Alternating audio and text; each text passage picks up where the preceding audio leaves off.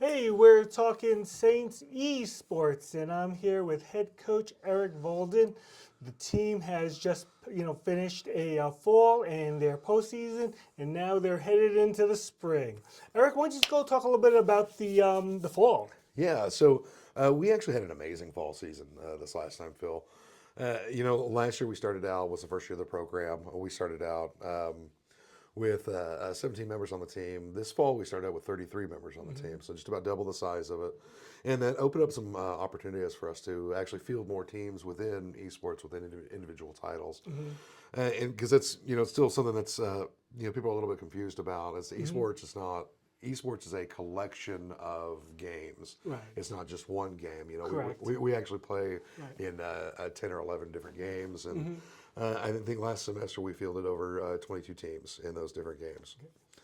Uh, and then that also meant that we had greater shots of making it into the playoffs. And we did actually have let's see, if I remember correctly, we had 17 individuals on about seven different teams that went in the playoffs, and we had a few of those finish like in the top 10. We had one of our Fortnite teams finished number 7 in the nation. Our other Fortnite team actually finished top 3. So they finished top 3. We had a few Madden guys, a couple of our Madden football players. They made it to the playoffs as well. One of them finished at like number 8, and then the other one finished at number 4. And then Mario Kart. We had 4 entrants into Mario Kart this last time around. And Priscilla Davis, she was actually our national runner-up Right. this last year. She finished number 2. I mean, it was a hard-fought set, and it came down to the wire. And she didn't want us to stream it because she got nervous, but Right. it was neck and neck there toward the end. It was really fun.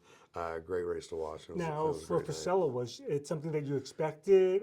Did she have the potential, or was it just sort of kind Yeah. of rolling, going through? Yeah, no, Priscilla, she's definitely proven herself as one of our better Mario Kart players, just with over the last year and a half or so. She's even an assistant coach for the high school esports team Okay. too. So that's kind of one of her part-time jobs is she coaches Mario Kart at the high school, Okay. and then she'll come over here in the evenings and play for us. So yeah, definitely had the potential, and we definitely. I didn't know she was going to make it that far, but man, we were really happy that she did, and she's going to try for a national title this spring. So Right. hopefully she comes away with it.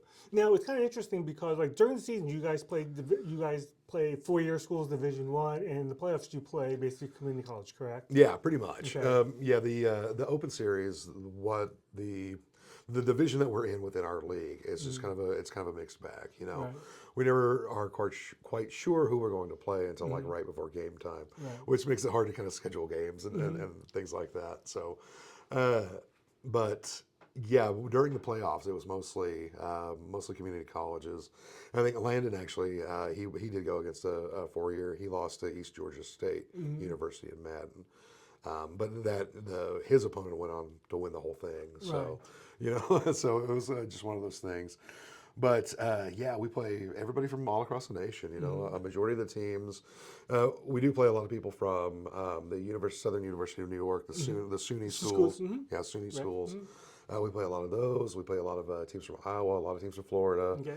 a lot of teams from West Coast, like Oregon and Washington as well. So, I mean, it's a national conference. Right. Let's say we don't quite have a Jayhawk league or a Wildcat league, so we got to play everybody all across the nation. Now, do you find that there's a lot of differences in terms of 4 years or community college or NAI or whatever? You always see you always talk about the differences over there, but in terms of esports, is there really any kind of differences, or you see it as far as skill wise? I mean, a little bit. I know that we have one of our nemesis in a couple of our games. I know we had such a hard time with them against last year in Rainbow Six and in Valorant both was University of Southern Carolina. Okay.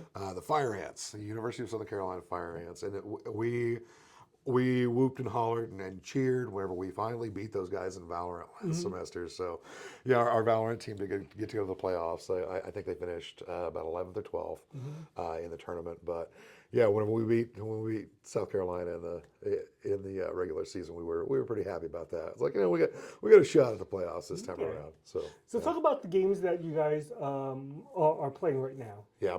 So right now we're still kind of playing some of the standard games. Of course, we're doing Fortnite, we're doing Smash Brothers, Madden, Overwatch, Mario Kart, Valorant, Rainbow Six, and Rocket League.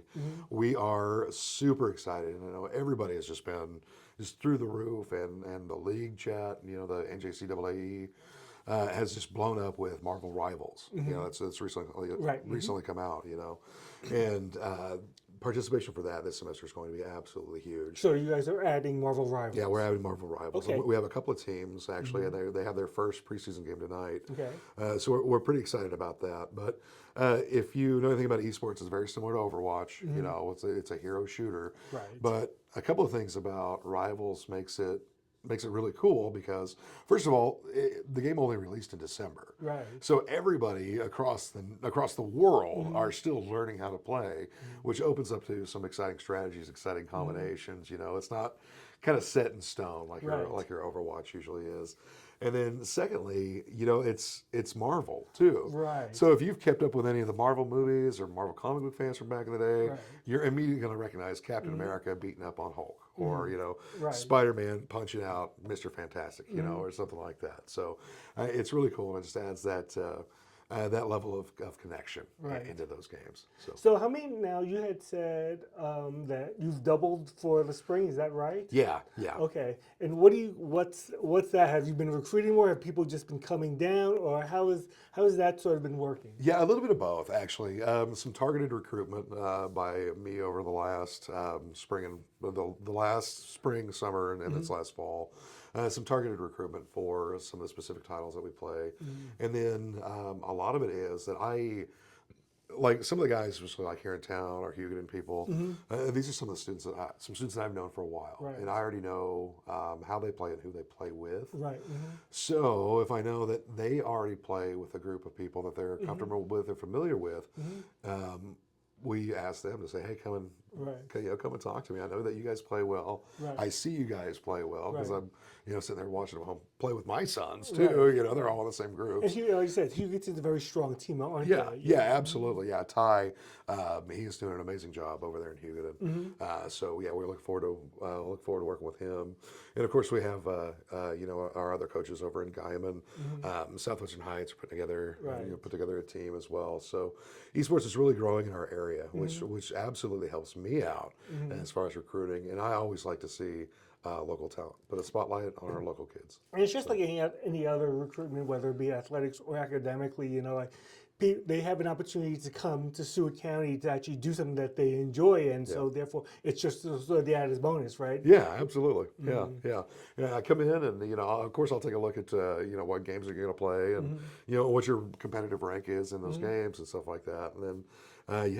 Scholarship money's on the line. Sure. So if you want to come in and you want to be a welder, you want to be a doctor, you want to be a nurse, I can still find a spot for you on my team too. Right. So. Now, in terms of the games, now are the teams just individual, or do you have people playing more than one game, or is it just the Valorant plays Valorant and you've got to choose? Yeah, no, and that's something that we're kind of cutting that back because.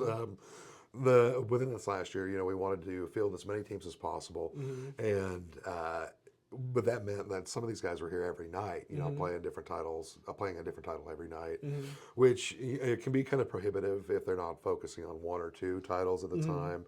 That they're like jack of all trades, master of none. Sure, right. And if you're playing one game over there, you're actually really focusing on how to get the extra edge. Well, if you're doing, let's say, Madden over there, well, maybe you play both well, but not great in both. Right, exactly. That and we still want students to have time for their studies, to get their homework done. Sure. Almost all of my guys have part-time jobs as well, so they need to find time within the work schedule, within their school schedule, to still play those games. So this year we have really kind of sat down and kind of paired the games back. So everybody's playing one or two different titles. So nobody's here, 4 or 5 nights a week. Right.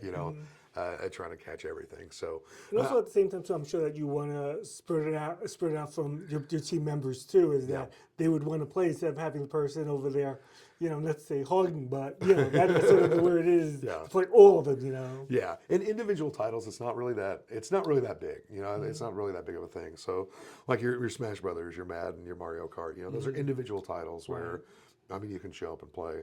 But whenever you get into the team titles, stuff like Overwatch and Rainbow Six Right. and now Marvel Rivals, that I mean, it can definitely spread the rest of the team thin.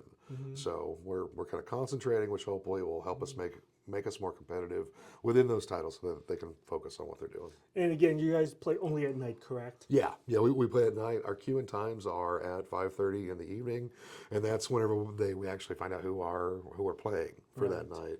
So yeah, we'll queue in. They'll find us an opponent, and then we contact the opponent. We get the lobby set up, and we're off to the races. All right, and one of the big things I always find is that esports is a very interactive game to a certain extent, where people actually log on and actually watch. I mean, like on YouTube, and it's incredibly popular. You wouldn't think that to a certain extent, but there are millions of people who actually watch, aren't there? Yeah, absolutely. And it's one of the things, again, we're kind of excited for Rivals. This time around is kind of increasing viewership on our YouTube channel. Which don't forget to subscribe to our YouTube channel. Surrey County Saints Esports. Go to YouTube and look that up.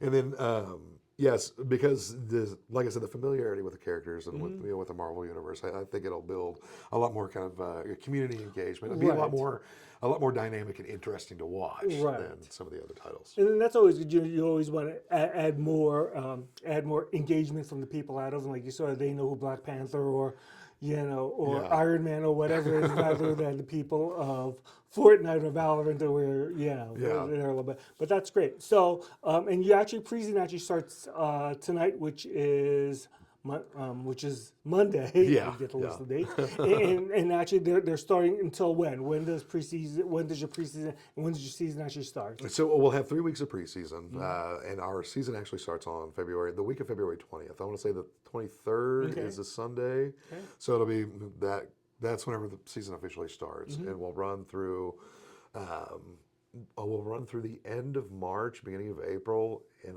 if I remember correctly, postseason for the spring is April 26th. Okay. So we should be done by the 1st of May as far as that goes, which will be nice. As students will have time for finals and everything like that. But yeah, we're excited for this season. Like I said, we've kind of taken some steps, specifically this spring, to kind of help students, keep up their grades and be able to really concentrate and practice on fewer titles and get better, improve their skills on those particular titles. Right. And if you want to keep on following with updates on esports and Eric's team, you can always go to SewardSaints.com. Yep. You can always go to Seward Saints, the Facebook page. Eric has his own Facebook page as well. Yep. And always there is the Seward Saints esports YouTube place. Exactly. So it's great. Okay, Eric, good luck this year. We'll talk to you soon. All right, thanks.